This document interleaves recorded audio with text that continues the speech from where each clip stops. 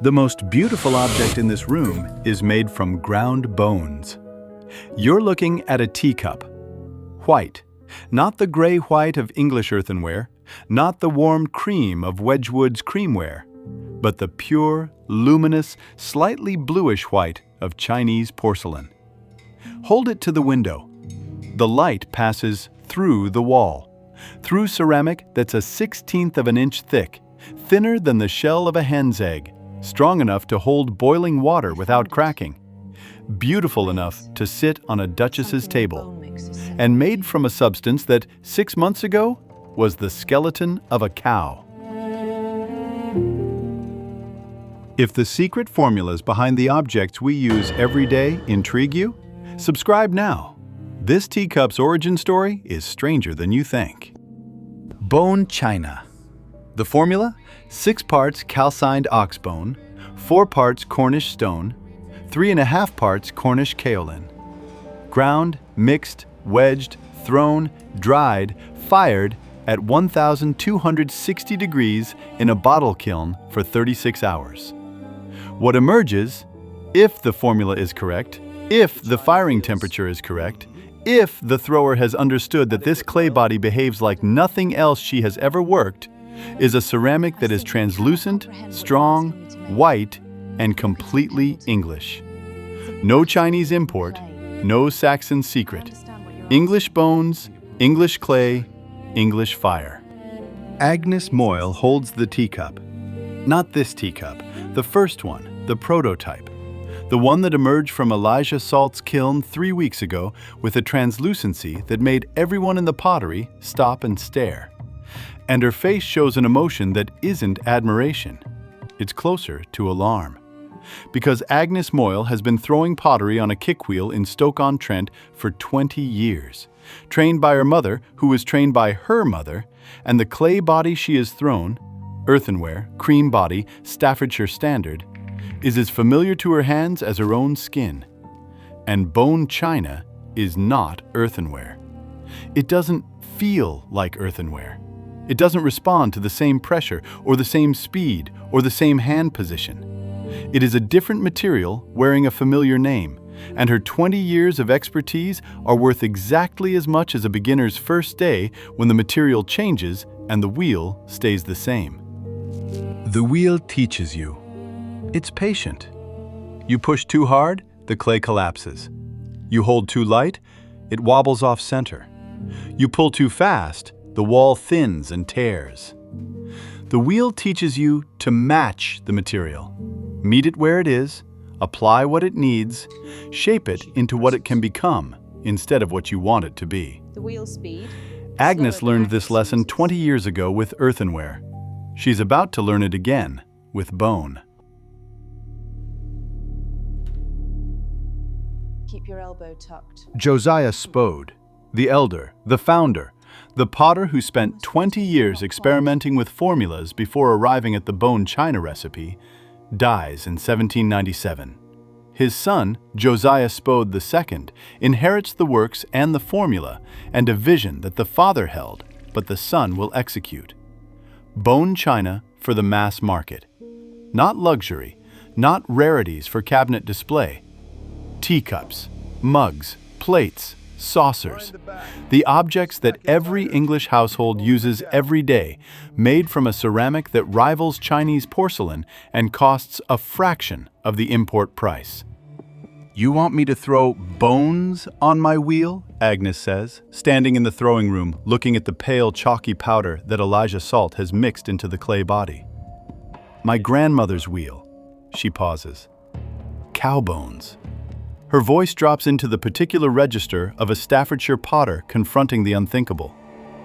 You're telling me the finest china in England is made from what the dogs chew. The bone china body arrives at Agnes's wheel in 5-pound lumps, wedged and prepared by the slip house. It's whiter than earthenware, a cold mineral white instead of the warm cream of Staffordshire clay.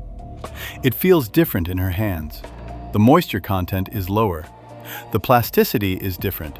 Bone china is shorter than earthenware, meaning it holds its shape less readily and cracks more easily when stressed. Pull too fast, it tears.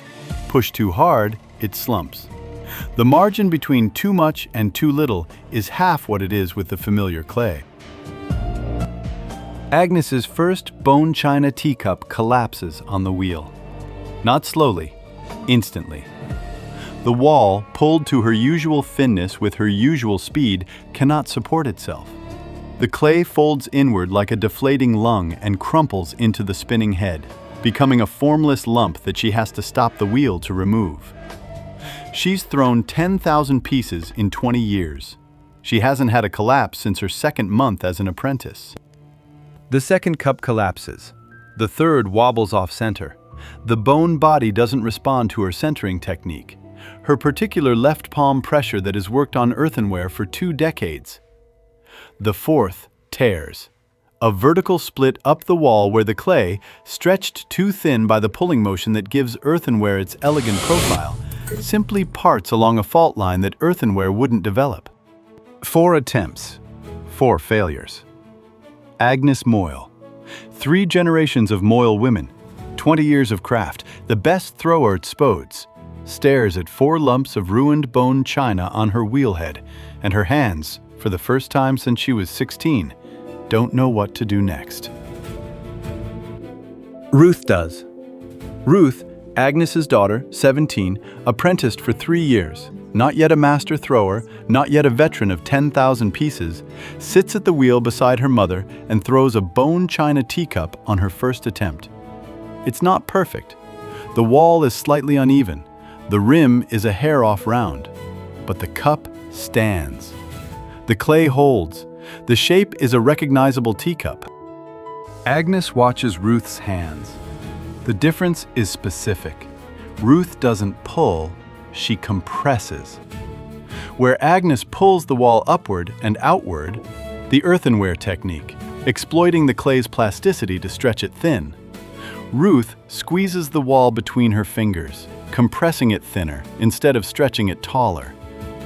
The bone china responds to compression. It doesn't respond to stretching. The material wants to be pushed together, not pulled apart. And Ruth, who has only 3 years of earthenware habit, adjusts naturally. Her hands don't carry the weight of 20 years of the wrong technique. The ox bones come from the Smithfield market in London. Same bones that go to the glue works and the sugar refineries. Cattle bones, cleaned, calcined, heated to 1,000 degrees to burn off organic matter, ground to a fine white powder. The calcium phosphate, 45% of the ceramic body, is what creates the translucency. When fired, the bone ash fuses with the feldspar and kaolin to form a glass phase within the ceramic matrix that refracts light. The cup is translucent because, at a molecular level, it's partly glass. Elijah Salt fires the first batch. His kiln, bottle-shaped, 30 feet tall, its interior a graduated oven where temperature varies by position, must reach 1,260 degrees Celsius precisely. Too low? The bone ash doesn't fuse. The cup is opaque. Too high? The bone ash overfuses. The cup warps, blisters, melts into the saggar. The window between success and failure is 40 degrees. Elijah reads the window by color. The inside of the kiln, viewed through a peephole, shifts from cherry red, 700 degrees Celsius, through bright red, 900 degrees Celsius, to orange, 1,100 degrees Celsius, to yellow, 1,260 degrees Celsius. He doesn't use a thermometer. He uses his eyes. 2 fingers lost to the kiln years ago were the tuition for this education. Agnes watches Ruth throw for 3 weeks. She doesn't say she's watching. She's resting her hands. They don't need rest. She's checking the slip consistency. It's fine. She's adjusting the wheel bearing. It's been oiled. She's watching. And watching is something her pride has never allowed her to do. The master watching the apprentice, the mother watching the daughter, the veteran watching the teenager do naturally what 20 years of experience cannot achieve. What she sees. Ruth's fingers don't grip the clay, they guide it. The pressure is even, distributed across all 4 fingers and the thumb, not concentrated at the fingertips the way Agnes works. The speed is slower, the wheel turning 2/3 the speed Agnes uses, giving the bone body time to respond to each compression without cracking. The water. Ruth uses less water, keeping the surface drier, preventing the clay from becoming too soft and losing its structure. Agnes Moyle can see her fingerprints through a teacup wall. That's bone china, translucent enough to show you who made it. If you want to know how ground bones became the most elegant ceramic in the world, subscribe. The kiln is still hot. Agnes holds a finished cup to the window. Light passes through the wall. The warm, creamy translucence of bone china, softer than glass, warmer than porcelain. A glow rather than a glare. And in the translucent wall, barely visible, shadows. Fingerprints. Agnes's fingerprints? No, Ruth's. The maker's touch, preserved in the material, visible through the very property that makes bone china extraordinary. The cup carries the identity of the hands that shaped it. Something shifts. Not in the cup, in Agnes. The fingerprints are specific. Ruth's specific prints, unique to Ruth's specific hands, applied with Ruth's specific technique. The material hasn't eliminated the individual. It's revealed her more clearly than earthenware ever could. Earthenware hides the maker, opaque, uniform, the hand absorbed into the mass. Bone china shows the maker, translucent, personal, the fingerprints glowing through the wall like a signature you can't erase. Agnes sits at her wheel the next morning, kicks the flywheel, the stone humming as it spins, the familiar vibration through the floor, her grandmother's wheel, her mother's wheel, her wheel. She centers a lump of bone china body, and instead of pulling, instead of the earthenware technique that her hands know better than breathing, she compresses. Ruth's technique. The daughter's method, learned from watching, learned from the humility that pride delayed for 3 weeks. The cup stands. The wall is even. The rim is round. The clay holds, compressed, not stretched, shaped by pressure that works with the material instead of against it. Agnes's hands, 20 years of earthenware memory overwritten in 3 weeks of observation, produced their first successful bone china teacup. She holds it to the light, translucent, and there, in the wall, preserved in the calcium phosphate matrix, ghostly but present, her fingerprints. Agnes Moyle's fingerprints in a bone china teacup, visible through the wall to anyone who holds the cup to the light and looks. Her identity, in the material, not lost, transformed. Spode II arrives in the throwing room. He's been watching production numbers. Ruth is producing 20 cups a day. The other throwers are struggling. He sees Agnes's cup, picks it up, holds it to the window. He knows the test. Every Chinaman knows the test. The translucency is correct. The wall thickness is uniform. The weight is right. Production begins in earnest. The Spode works shifts from earthenware to bone china. Not entirely, not all at once, but the throwing room reorganizes.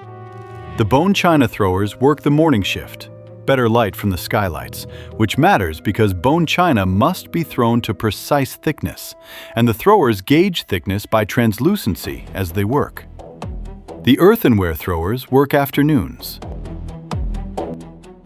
Agnes throws bone china every morning.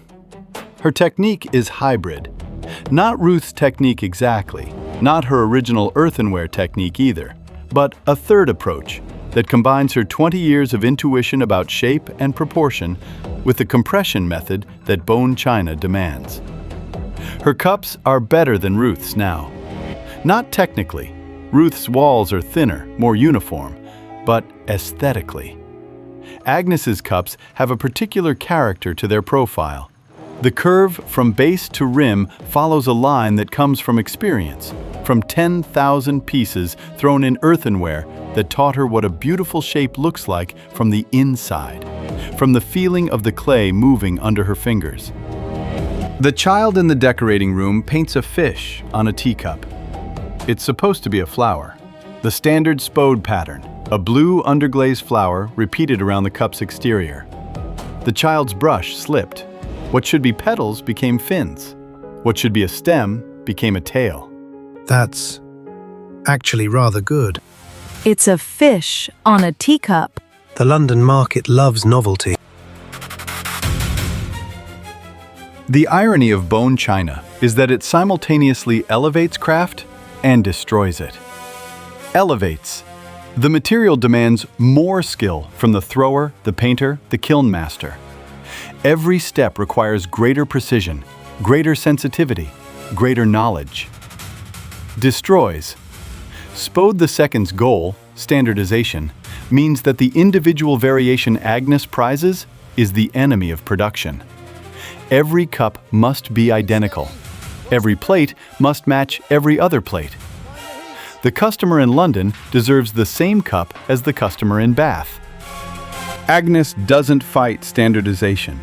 She's learned from the wheel, from the bone china, from Ruth, from 3 weeks of watching instead of insisting, that materials change and crafts evolve, and the master's job isn't to preserve the old, but to carry the old's wisdom into the new. Her earthenware knowledge isn't wasted. It's translated into a sense of form that bone china's precision enhances rather than eliminates. Ruth is faster. Ruth will always be faster. She learned the material first, without the anchor of 20 years of different clay. But Agnes's cups are the ones that Spode II puts in the showroom window. Because speed produces quantity. Experience produces beauty. And the market, even a market that demands consistency, recognizes beauty when it holds it to the light. By 1800, Spode's bone china is the standard for English fine ceramics. The formula? 6 parts bone, 4 parts stone, 3.5 parts kaolin, becomes the industry formula. Wedgwood adopts it. Worcester adopts it. Every pottery in Stoke-on-Trent converts to bone china within 2 decades. The material that Agnes Moyle resisted, struggled with, failed at, learned from, and finally mastered becomes the material that defines English pottery for 200 years.